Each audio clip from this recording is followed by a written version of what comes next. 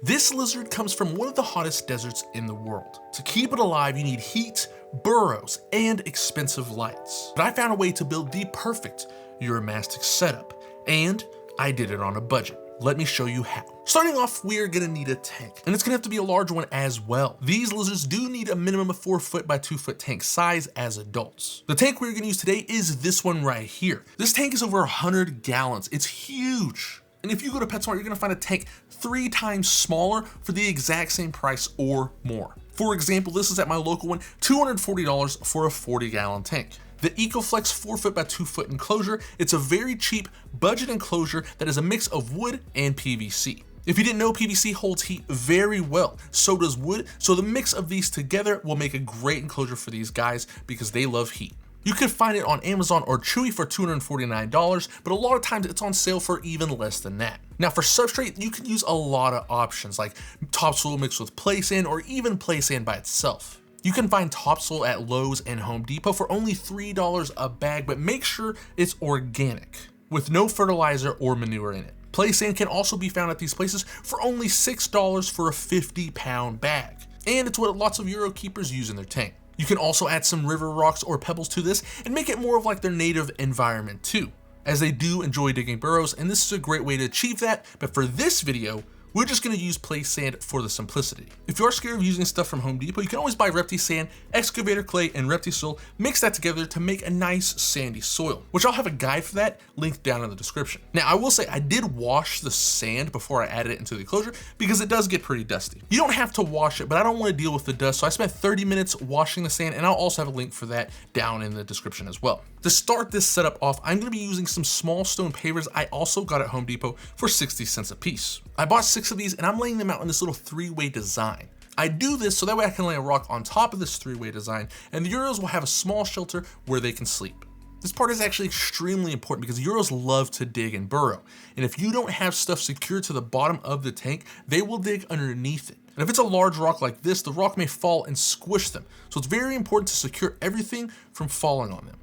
That's why I place all the rocks in first and then add the sand next. Now, if you did wash the sand will probably be a little wet, but don't worry, as the heat lamps will dry the sand out really quickly, and it's gonna be bone dry in just a couple of days. Also very important, as you can see, I do have 2 of the stone 3-way hide setup on both sides of the tank. This is also important as it's good to have as much hides as you can for the Uromastyx. They love to slip into very tight nooks and crannies, so giving them options to do that really makes them feel more comfortable. If you're wondering how much sand I used for this tank, I did buy 2 bags of sand, and I used a bag and a half, which is about 75 pounds of play sand. Now that the sand is in the tank, I could finally add the rocks on top of the 3-way stones. One thing about this though is I got these stone blocks from outside by a creek, and if you want to get something similar, you could go outside yourself, or you can just go to Home Depot and find them there as well. Lowe's sells some called flagstones that'll work perfectly for something like this. However, again, you can always buy this bigger paver stone to put on top of that as well. After this, I start adding cork bark all around the enclosure. I get my cork bark in bulk online from many places like Pangea Reptile, The Bio Dude, or even places on Etsy. I really like to use cork rounds as I notice Euros like to cram themselves into them, but as you can see, I'm also using cork flats as well.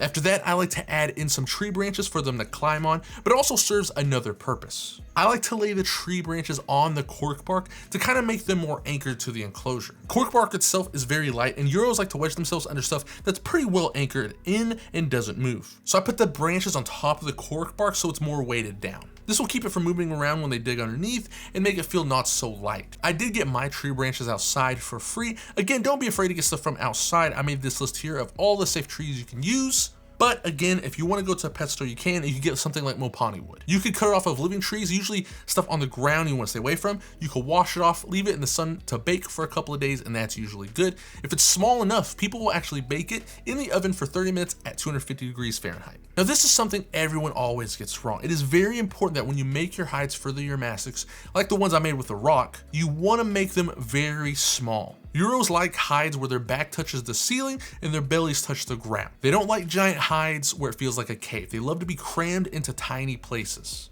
Just like this. As you see, he's snug into this cork bark, and they will block off the entrance with their tails, just like in the wild. Next, let's talk lighting. The most important aspect of a Uromastyx enclosure.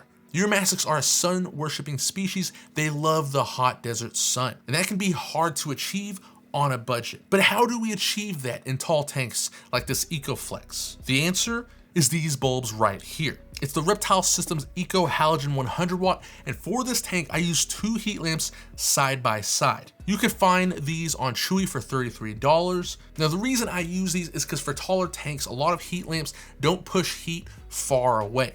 With these halogens right here, you will get that heat far away. Heat lamp wise, I use these Fluker heat lamps. You can get them on Amazon for $15 to $18, which is much better than PetSmart Petco's $30 lamps. Now again, I know the heat lamps were pretty expensive, but this is the only part of the setup that isn't cheap. And it's for a good reason. Lots of heat lamps don't get you to the temperatures you need, and they don't work for these guys. So you want to have good heat and good UVB, and unfortunately many heaps just don't get what you need, so you do have to pay the price. Now, if you can't get your hands on this light, you can also use the 150 watt Zoomed, Exoterra, or ReptiZoo heat lamps as well. You might have to raise the basking spot to around 12 inches, but they should get you a good basking spot at 12 inches. I'll have everything linked down in the description in the video as well. Next up is UVB. This is extremely important. Your Uromastyx must have some high UVB. I achieved this with the Arcadia 14% T5 24-inch UVB tube, or Zoomed's T5's 10.0 right next to the heat lamps. I buy mine on Amazon because it's very cheap. Don't buy any reptile or any other brands, as I've tested many on the channel and they don't produce what the Uromastyx need. Here are some brands that I've tested myself. They are reliable and trustworthy. You can use any of these. Now this is what my lighting setup looks like. It does take 2 to 4 lights to achieve a good Uromastyx basking area, but as many Euro keepers will tell you, this is very normal for this species. The thing that does suck about the EcoFlex tank though, because it is budget, is that we do not have a large screen top, and I would love to add an LED daylight bulb to brighten the tank up as well. For the LED daylight bulb, you can use this one right here. It's a Hyper Tough. It's from Walmart. It's really cheap. Again, I know the lighting part of this video is expensive, but I try to find the best lighting for the cheapest. It's just really hard because lighting is so important for these guys, and it does get way more expensive, but this is some of the best budget you can find. The next thing I'm adding to this enclosure is a GoV thermometer to tell me the heat and humidity of the tank. I put mine on the cool side, as all of the lamps on the hot side will give me a false reading, as it will just heat up the thermometer and say the tank is 130 Fahrenheit when it's not. Now, I'm gonna add something to the tank a lot of people freak out about, but I can assure you it won't make a difference. I add a water bowl in the tank, and I add it on the cool side of the tank so that way it doesn't evaporate from all the heat. Now, Euros don't usually drink from a water bowl, but I have seen some drink. And in my opinion, if they are thirsty, I want to have that opportunity for them to hydrate as they please, because so much of Uromastyx health problems and death occur from dehydration and diet. Now, again, this is a very basic and budget setup. If you want to see a more advanced setup, be sure to like and subscribe, and I'll be posting much more Uromastyx setups and care guides. Thanks for watching, and have a great day.